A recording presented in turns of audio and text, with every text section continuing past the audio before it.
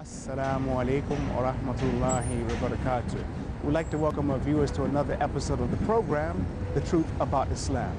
Unfortunately, in the world today, there are many ideas, opinions, and misconceptions about the religion of Islam. We'd like to take a few minutes of your time in this episode to address some of those issues and present to you the truth about Islam.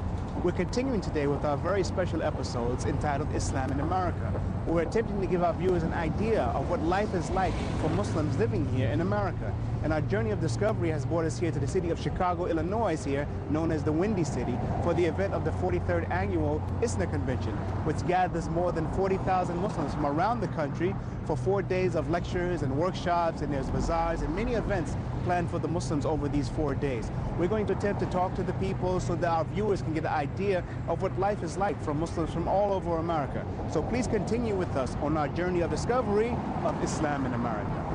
I'm here with my brother in Islam, Suhaib Webb. Assalamu alaikum. How are you doing? Alhamdulillah, I'm doing fine. How are you? Welcome to the program. This program here, we're doing a program about Islam in America, and we've been speaking to Muslims in different cities and different places, just to give our viewers an idea of what life is like for Muslims in America. So before we just start the discussion, if you could just tell us a bit about yourself and how you came to Islam. Well, actually, I accepted Islam at the age of 20, my freshman year in college. I completed my degree in education in my freshman year. I read the Quran, and it had a very profound impact on me. Of course, I read it in English and accepted Islam at that time. Choice between joining a fraternity or becoming a Muslim. Alhamdulillah, Allah subhanahu wa ta'ala guided me to become a Muslim.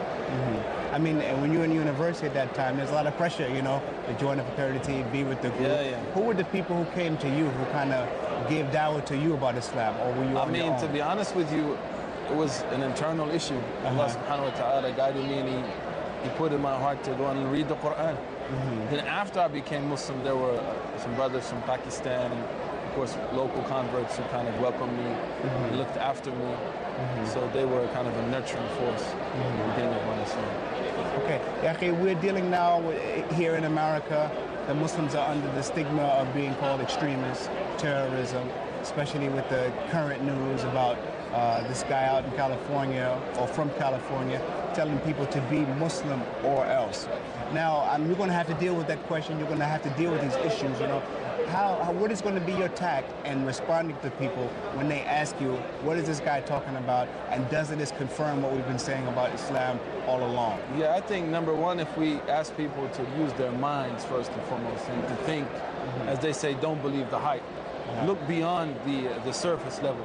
The vast majority of Muslims in the world, if you were to compare the number of crimes against their fellow citizens or other human beings, the low number of rapes and robberies in the Muslim world is shocking when compared to other places in the world. So Muslims, by default, the mass majority of Muslims are peaceful people. But we have to also say, here in America, if you go into neighborhoods where Muslims live in big numbers, or even when they live in small numbers, they're not even a small fraction of the people who commit crimes in those areas. Yeah, that's what I was headed to. Now, if you take it into the micro understanding of America itself, we're some of the most law-abiding citizens. We don't drink.